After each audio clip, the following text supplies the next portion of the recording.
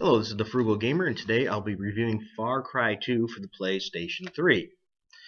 Well, you could buy this game on Craigslist or other avenues like eBay or uh, GameStop, and you should be able to buy it used for Craigslist, eBay for around $20 and under. Right now, it's a little higher at GameStop, but once in a while you can catch it on a sale. I believe I bought mine for $21. Now, if you're going to be buying this game, do not buy it for the multiplayer aspect. The multiplayer aspect is pretty dead at this point. There's not many people on there, which was pretty awesome for its time. You could make maps and have people rate them, but you still can. There's not a lot of people online playing it, so I wouldn't recommend it for the online component. Now, this game is very different from Far Cry 1. Notice here we start in a save house. Those are save points, and there's a person in there. Those are buddies.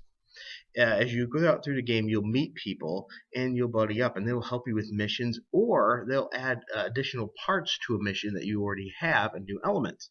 They'll also, if you have the buddy ready, which means you've talked to them from a safe house, they will pull you out of a bad situation. So if you're getting gunned down and losing the battle, they can pull you out and save you. Now, they can die, so you have to keep them alive or work with missions with them as well. If you don't, they might end up missing if they get captured or even killed. Now, as I hinted at already, this game is different.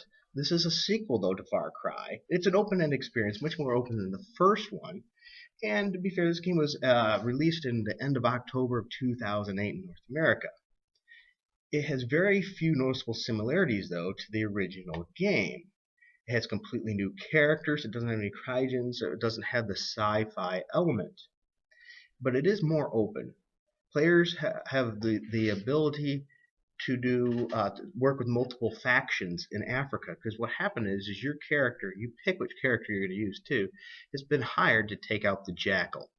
And you unfortunately get caught at first. And you are working with people to take this jackal out, which is an arms dealer that's selling to both sides, creating rifts and war in Africa, or helping fuel it, if you will. Now, this game is much a first-person shooter with some other elements to it. You will use vehicles, but once again, you don't fight the sci-fi element here. It's all regular people. You'll have a health bar that represents your health. It's divided into 5 segments. Each little segment will refill itself, but once you lose that segment, get past that, it will no longer do that. So you use syrettes, which can be used to replenish your health bar that you can find in first aid boxes. Now also, the first one, if you're really low, will show you healing yourself. You might be pulling a bullet out or wrapping something, a bullet wound out. It's pretty awesome in that respect. You'll have different weapons in this game. You carry a primary weapon, a secondary, as well as a special weapon. And that adds to the fun of this game as well. Now, you will save your game, as I mentioned, those save houses too, so it doesn't have automatic save points. You must be aware of that, and there is a lot of travel.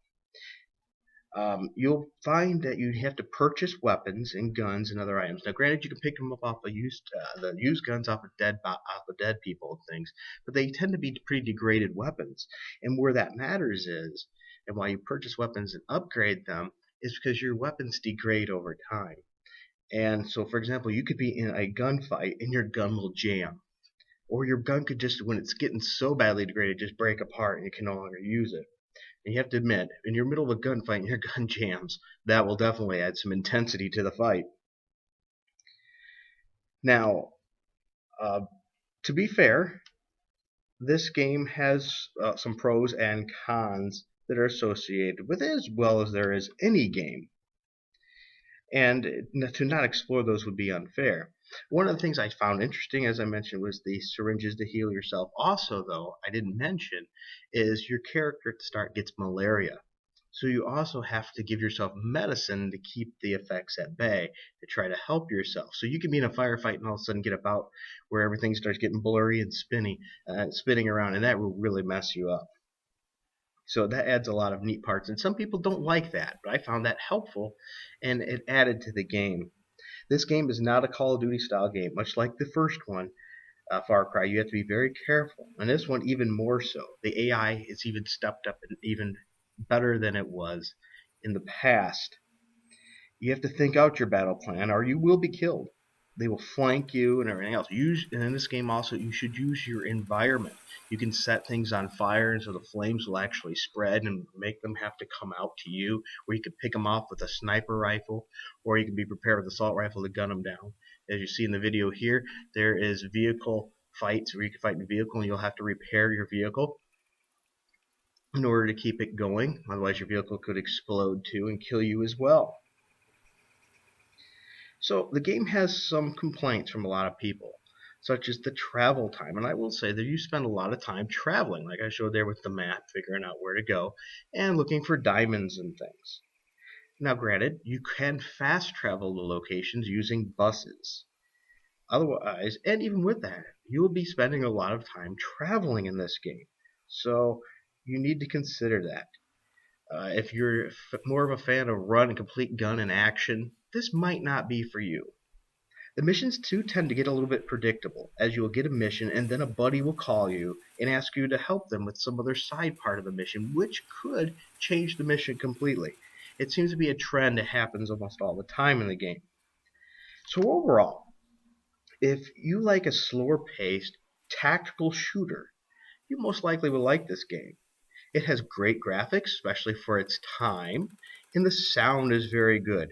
It even has day and night where you sleep and so the times have changed and you can wake up and do certain things at night, and it'll even sometimes be raining. And the elements add to the overall game itself.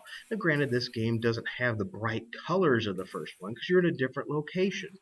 And some people complained about that, but you have to consider the location you're in, and I think it's quite good.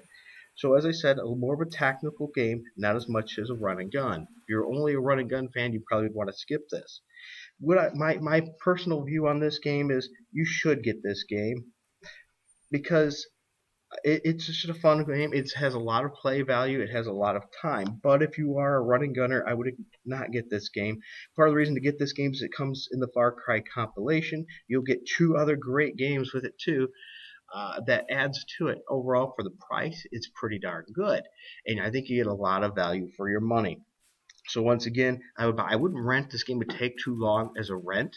I would consider it a buy, especially if you can find it around the $20 range. Around $30, you might want to wait, unless you find $10 a game. Fine. I will say Blood Dragon's a bit shorter game. The campaign's not as long, so bear that in mind. But overall, I would give this my seal of approval. I would consider this a good buy. Now, granted, it's not the top of the line newest game out there, but if you're looking at the Far Cry series and going, well, new Far Cry's coming out, should I buy the others and check it out first? I would definitely give this a pretty solid recommendation. Once again, with the caveat that you would not probably if you're just a die-hard run and gun shooter. Well, thank you very much. I hope you enjoyed this video and found it helpful.